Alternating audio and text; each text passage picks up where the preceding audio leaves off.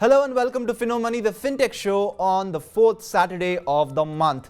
This is me, Ajay, once again here to take you through on everything that is FinTech. The summer heat is blazing away and let's see what's cooking on the show today. We first take a look at the online gaming industry, which is in kind of a rock and a hard place, so to speak, with confusing tax provisions, bans and blocking payment gateways towards games that are considered illegal. Then we continue on with our special chat on the BNPL segment, which has been on the spotlight after a major deal collapse last week. The guest for the segment is Vaibhav Todankar, CEO Retail Business in Solutions Global Limited. And sticking on with the same deal collapse, the Finogyan segment would focus on why BNPL segment was or is an attractive segment for customers. Right then, it's time to first look at the headlines, the big five, the movers and shakers that made an impact in the world of FinTech. First, Simple lays off 150 employees out of its 500-member workforce. According to a report on the Hindu Business Line, BNPL startup had to take this action owing to microeconomic conditions. It further said that the move had affected engineering, product and analytic roles. The startup, however, would be helping affected employees with financial, healthcare and outplacement support. Well, UPI continues to show its domination for digital payments in 2022. As per a report, UPI had registered a 70% growth in the number of transactions to 74 billion. Furthermore, the payment modes like UPI, debit and credit cards and PPIs processed about 87.92 billion transactions worth 149.5 lakh crore rupees. By the end of last year, 54% of the UPI transactions were peer-to-merchant with the average ticket size at 687 rupees.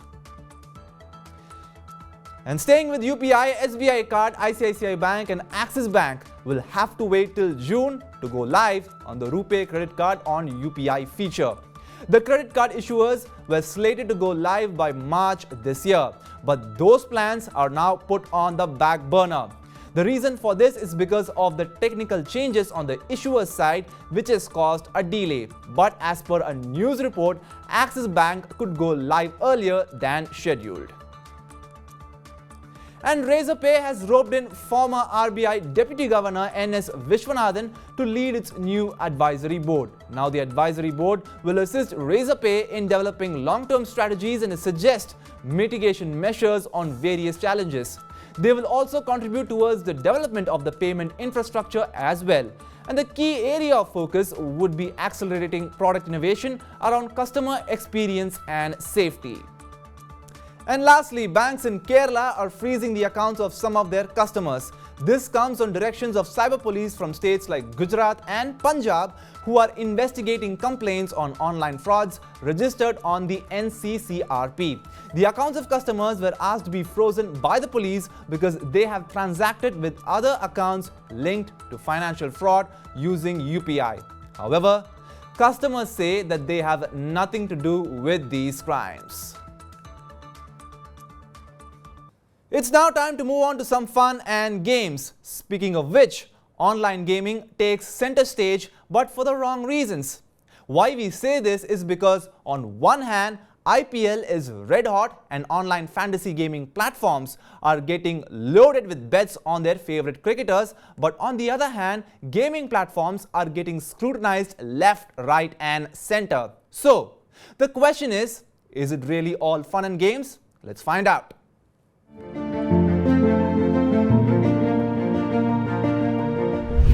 Pradeep and his friends were sitting outside a tea shop, chit-chatting and gossiping about all the hot topics that were coming to their mind. From politics, Bollywood and cricket, everything was discussed under the sun over a cup of tea and samosa. Speaking of cricket, the Indian Premier League was red hot and Pradeep did not want to miss the action. His phone gave out a notification from a fantasy sports platform about the match between Kolkata Knight Riders and Sunrisers Hyderabad. Pradeep is a huge fan of Bollywood superstar Shah Rukh Khan, who also owns KKR. So, he too was supporting KKR all the way. Looking at the squad, Pradeep started placing his bets for the potential playing 11. To gain more clarity, he also asked his friends to guide him. However, they were just picking players for him randomly without even doing any research. For example, Pradeep was asked to pick Varun Chakravarti as the opening batsman and bet $100 on him to score more than 50 runs. But in reality, Varun Chakravarti is a leg spin bowler. This is just not the case with Pradeep alone. So many people in India also involve in betting on online platforms and end up losing a lot of money. In fact, this is one of the reasons why online gaming platforms are under scrutiny, with state governments going to the extent of banning it. But let's look at why online gaming is under so much trouble in a step-by-step process. In the Union Budget this year, the Finance Bill 2023 proposed two new provisions. One is Section 194BA that deals with TDS, and the other is Section 115BBJ, which prescribes tax rates on income from online games. Currently, under Section 194B, TDS is applicable only on winnings above a threshold of 10,000 rupees, whereas the new Section 194BA mandates TDS on net winnings from online games without any threshold. This means every penny won from online games is subject to tax. Now, what's the rate at which net winnings from online games will be taxed? For that, Section 115BBJ prescribes a flat 30% levy on net winnings from online games. With these changes, tax will now have to be paid at the end of the year based on the net winnings. However, gaming industry bodies have opposed these provisions. In a letter returned to CBDT published in the media, they said that implementing the new provisions will not only create ambiguity in levying taxes, but at the same time increase the compliance costs for smaller companies. Not only that, top stakeholders quoted by the media have also said that hiking the GST to 28% may further stifle the sector and will take away early stage companies' ability to survive. Though online games are being levied a GST of 18% at present, there is still no clarity of the rate hike yet. Adding to that, there is still a lot of confusion on what exactly is a game of skill and a game of chance, and whether GST rates will remain the same for both or different. Furthermore, the government of Tamil Nadu had imposed a ban on online gambling and games of chance with hefty fines of up to 5 lakh rupees or imprisonment of up to 1 year or both.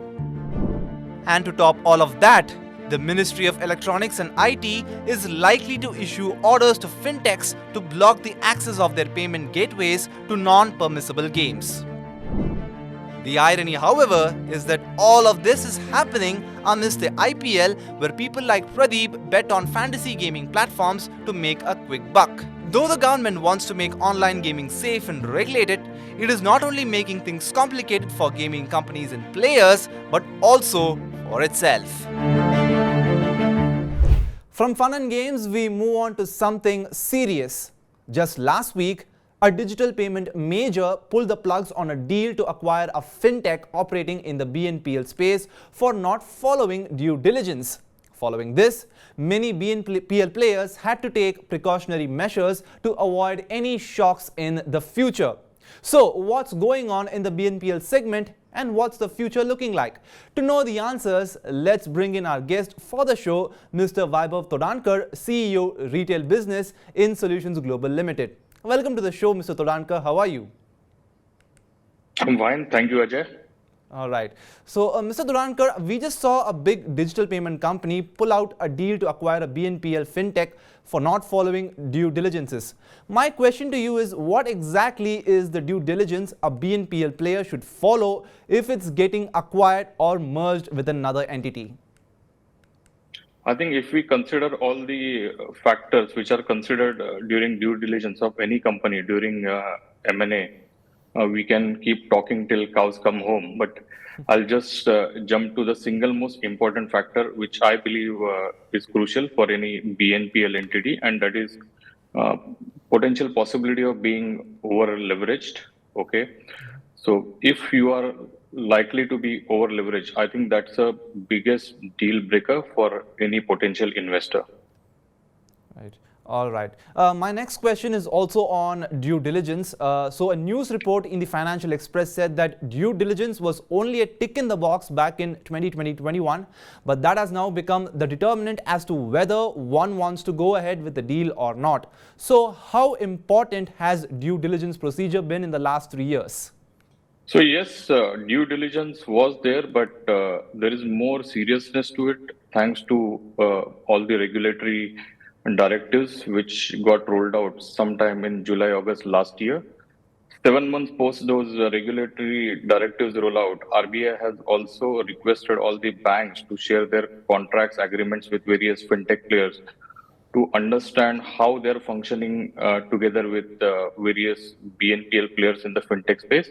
I think the clear objective is to look at three aspects. A, who owns the consumer relationship? B, who is doing credit risk worthiness? Is it shared responsibility between bank and fintech player?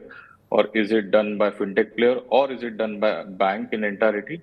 And third aspect is understand who will own the relationship contract in case of a default.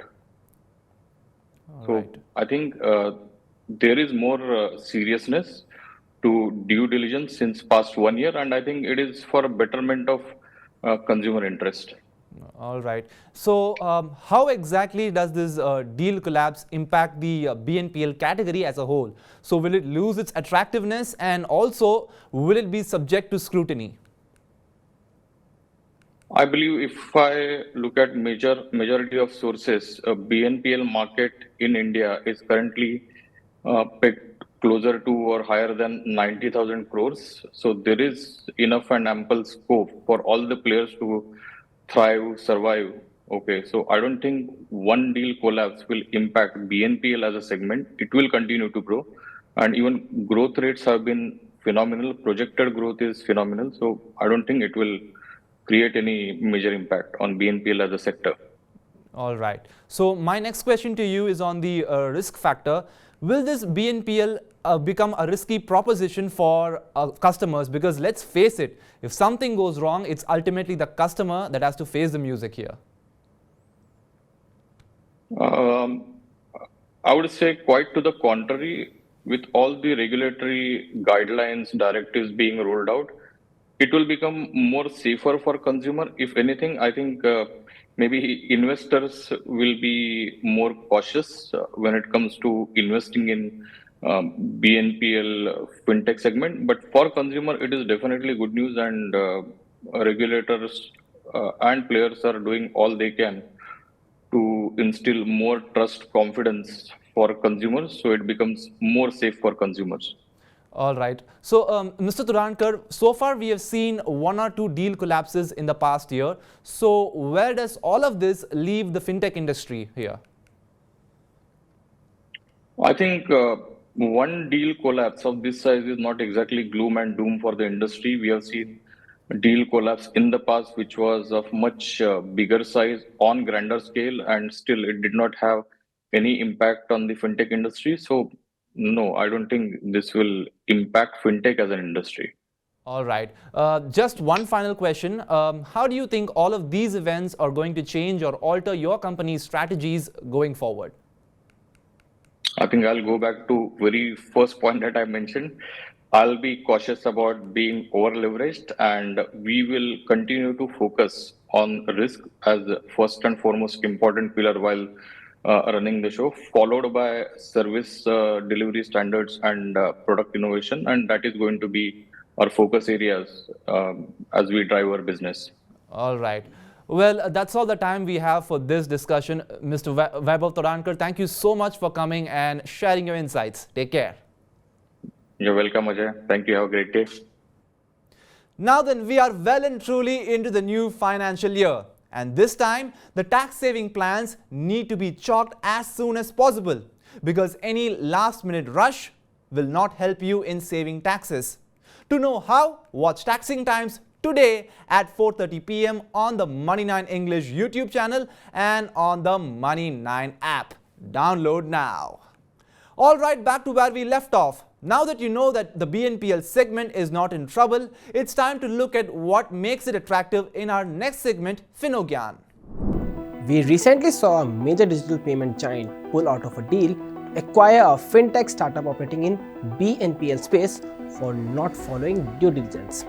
Following this, experts, investors, and venture capitalists have voiced their concerns and has raised a lot of eyebrows on the BNPL model. But so far, what has made the BNPL segment attractive for customers? Let's find out in today's Finogyan. A buy now, pay later, better known as BNPL, is a financing option which allows customer to buy a product or avail a service and pay for it on a later date. Simply put, a BNPL is a short-term loan product where the lender pays the merchant or the service provider at the point of sale on behalf of the customer. Then, the customer repays the loan at a future date with little or no interest charges. Now, how the loan repayment is done up to the customer? It can either be done in the lump sum or in the form of equated monthly installments, that is EMI. One of the main reasons why BNPL is attractive is the ease of access. For example, getting a credit card required a good credit history and a stringent verification process. On the other hand, a customer simply has to shop for a product on an e-commerce portal or pay a utility bill by choosing the BNPL option at the point of payment. Not only that, credit cards offer interest-free loans for a period of up to 45 days, while BNPL offers interest-free loans for a shorter credit period ranging from 15 to 30 days. Adding to that, credit cards come with joining fee and recurring annual fee, which can be high on premium cards, while BNPL does not carry any such charges. Alright, we have run out of time on today's Finomoney, the FinTech show. Download the Money9 app and stay tuned to Money9 English's YouTube channel to watch all our other weekend shows like Company Nama, Reality Check and Spendwise. See you again in May. Until then, this is me, Ajay, signing off. Take care, goodbye, happy weekend and adios.